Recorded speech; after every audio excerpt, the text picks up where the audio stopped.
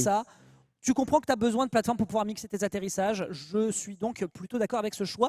Et Small Battlefield, bon bah écoutez, on partira pas sur PS2, on a besoin d'un petit peu de variété malgré tout. Voyons voir donc à quel point ça va être déterminant pour ce match. Avec donc du Kirby into Bowser, mesdames et messieurs. C'est parti. Est-ce que Luxo va réussir à massacrer Dralex sans autre forme de procès en montrant la suprématie du roi Koopa? Ou est-ce qu'au contraire, la petite boule rose toute mignonne va mettre des énormes kicks dans la face de l'adversaire? Autre option dont on n'a pas parlé aussi, les out of shield de Bowser qui sont terrifiants. Ah, terrifiants et qui font terriblement mal, j'ai envie de te dire, parce que oui, c'est un vrai camion Bowser. Attention, dans ce match, il y aura la priorité sur ce Kirby. On arrive à avoir quelques ouvertures. C'est un Kirby pour l'instant qui peine à avoir ce Bowser, même si ça reste relativement even. Ici, c'est bien joué de la part de Luxo pour l'atterrissage, le landing. Dralex, qui pour l'instant un petit peu submergé d'entrée. Évidemment, aspirateur signé Kirby. Bam, j'ai le neutral B en main. Je vais pouvoir me servir de ça pour t'attaquer à distance. C'est pas suffisant pour éjecter le roi Koopa. 90%, ça commence à être les problèmes. Voilà, là c'est maintenant qu'il va falloir taper efficacement pour s'en débarrasser. L'inconvénient derrière, c'est que forcément, s'il y a des petites approximations, que ce soit sur la DI et surtout sur les pourcentages qui se cumulent avec la rage derrière, bah voilà, tu as mis le King Koopa dans sa zone de confort et à partir de là, bah, il se régale et il te dévalise avec cette prise de stock extrêmement bien récupérée de la part de Luxo, qui en plus de ça peut se targuer de commencer à te gratter avant de se faire sortir. Ah, clairement, il va falloir bosser un petit peu plus parce que oui, les interactions seront... il a plus d'interactions en fait, Dralex à aller chercher plutôt que Luxo, parce que vraiment c'est un personnage, Bowser c'est un personnage qui tape vraiment fort, qui peut te mettre à l'amende facilement. Le Ledge Ram qui a été un succès pour Dralex, c'est comme ça qu'on va récupérer la stock du roi Koopa. Attention, Dralex tout de même n'est pas à l'abri parce qu'on accuse d'un petit retard qui peut être... Oh là là là, j'ai pas les mots, désolé. Ouais, écoute, Luxo a tenté, Luto a tenté, on va pouvoir revenir avec le bloc. Est-ce que tu as l'occasion de revenir avec ton AB? Non, c'est foutu. Hein. Le down B c'est quand même assez dangereux. Hein. Autant avec Luxo on s'élève vers le haut, autant du côté de Dralex c'est chute sans aucune contrepartie. Donc ça c'est un peu dommage, mais ça permet du côté de Luxo et bah, tout simplement de dire ce qu'on fait quand on prend le vaccin, we take dose. We take dose, et pour l'instant we take dose, hein, les pourcents et les stocks et l'avance qu'on a hein, côté Luxo, parce que oui, ouais, quand tu as une stock de confort déjà c'est confortable pour notre joueur de Poitiers, mais bon attention, oh là là, le retour du stage en zone rouge comme ça, va falloir faire attention parce que Kirby aussi, grosse puissance de frappe, bim, je reste endormi, j'ai Mimir sur le ledge et bam, je me prends la dash attack, c'est waouh. Alors attention, Mimir, enfin, oui Mimir non, un peu, parce qu'en fait il a passé une demi-seconde off stage, hein, pour les gens qui ne savent pas, ça c'est un spike, mais à ce pourcentage là tu ne meurs pas.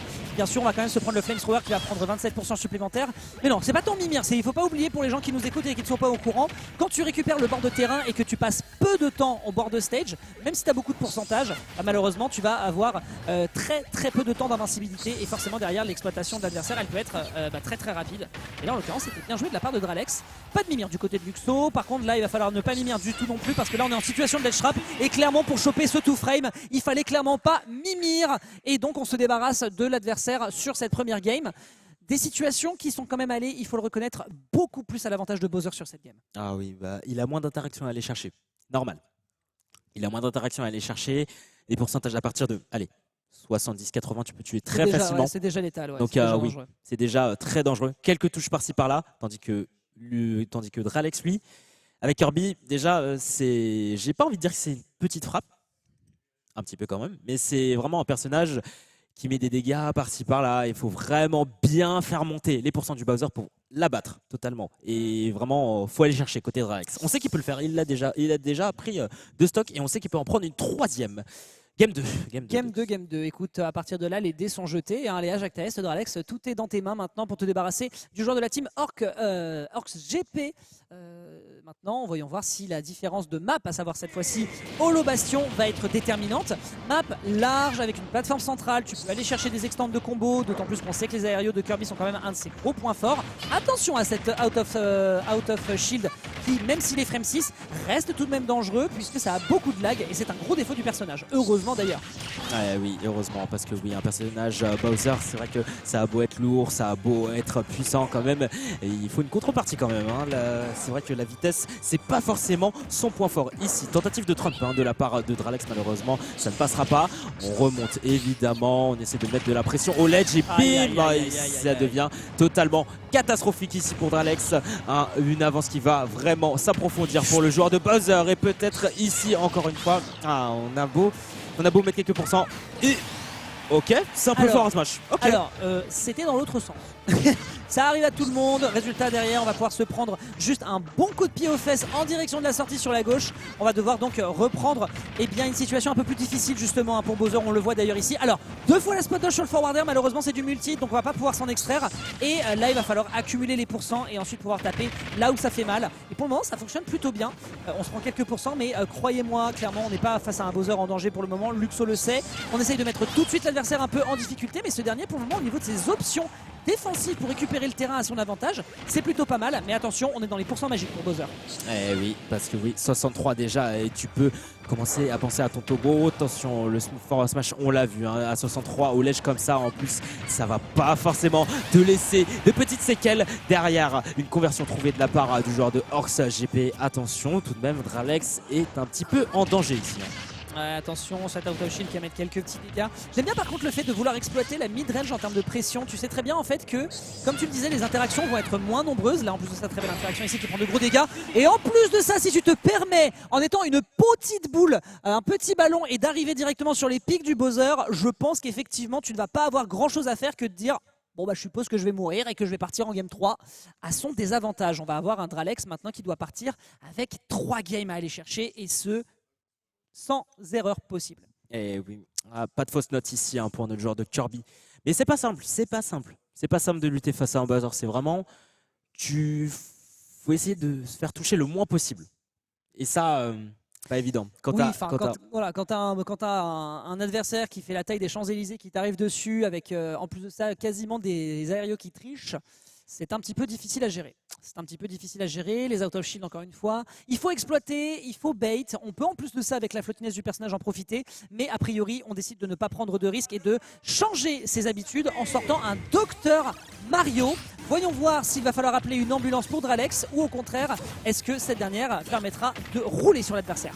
À voir, hein, Dr Mario, début de scénario différent ici. Est-ce que le docteur va pouvoir mettre à l'amende ce roi Koopa? Pour l'instant, petite conversion trouvée par-ci par-là. C'est gentil, ça se regarde dans le blanc des yeux Lux. Et pour l'instant, ça continue de monter pour Dralex. Le Dr Mario qui pour l'instant fait bien le travail, qui a déjà rattrapé les pourcents en à peine quelques conversions et quelques secondes. 111%, je m'inquiète déjà. La phase off stage à base de cap, c'était dangereux. Heureusement, on s'en sort. Hein. Ouais, et puis là, mine de rien, on commence à sentir qu'effectivement la consultation, notamment avec ce hit qui va tuer, hein, bien sûr, vraiment l'une des meilleures animations de backthrow du jeu avec celle de Carapuce et qui va être l'une des plus dangereuses. Forcément, on capitalise très très bien dessus. Au final, le pari est plutôt gagnant dans le sens où, même si effectivement tu prends des risques, notamment off stage, en tout cas, une chose est sûre, tu vas taper bien plus efficacement que ne le ferait un Kirby. Dralex a peut-être un début de solution ici. Ah ouais, solution et ouais, l'ordonnance elle marche très bien, j'ai envie de te dire, parce que oui, même si on se prend ce Power Smash, on arrive tout de même à revenir et bien comme il faut. Ouais, c'est vrai que le Dralex, en prenant le Dr Mario, il a plus de facilité, j'ai envie de te dire, mais ouais, pas facile quand on a une recovery un petit peu plus exploitable, une petite recovery par rapport à Kirby, pas évident. Les phases off stage, va falloir quand même pas trop aller chercher son adversaire quand même. Hein. Ah bah là malheureusement ça va être un petit peu difficile parce que effectivement tu as quand même des outils hein, du côté du Dr Mario. On a évidemment un certain Sunwinder qui nous a bien montré que le personnage avait des choses à faire, mais peut-être plus sur l'horizontalité que la verticalité, donc attention quand même selon les angles que peut proposer Luxo qui pour l'instant s'en sort quand même assez bien. On est sur une situation d'even, mais tu sens quand même qu'il respecte quand même davantage les options, hein, ne serait-ce que sur le fait de partir sur ce neutralaire. Ok, si ça touche c'est bien, si ça touche pas tu sais très bien qu'il y aura un backer en rising qui va t'attendre. Donc voilà, on tourne un peu autour du terrain, on profite de la mobilité du personnage pour surprendre un petit peu, on sort du shield sans faire trop de bêtises, notamment avec ce jab. C'est pas mal, mais c'est plus difficile qu'à la game précédente tout de même. Ah oui, il résiste bien le joueur de Dr Mario, mais bon, la Garcinia et Bowser évidemment, 90% tu devais décoller avec un simple forwarder ici. Et on a peut-être un début de phase hein, côté Luxo. N'oublions pas que Luxo a l'avantage hein, sur ce BO5 et il est un petit peu en danger. Dralex, c'est vrai qu'il avait le début de solution, mais la solution va falloir la trouver dès maintenant. Il faut quelque chose de concret pour terminer ce Bowser. On l'aura peut-être, le backer va passer ici 123%. C'est pas suffisant, faut trouver quelque chose. Ouh, cette recovery, ça c'était dangereux. Hein. Heureusement qu'on n'a pas eu le temps de react. Et en plus de ça, que le forward smash est quand même un poil lent, sinon ça aurait été problématique. Excellent up smash ici en récupération. Bah oui, mon pote, t'es dans mon dos. Et forcément, qu'est-ce que tu vas te manger? Eh bien, tu vas te manger mon stéthoscope dans le museau, ma gueule. Derrière, on va tenter de récupérer ce side B qui ne passera pas, c'est dommage. Faut pas oublier que les personnages low profile s'en sortent très bien dans ce type de situation en falling.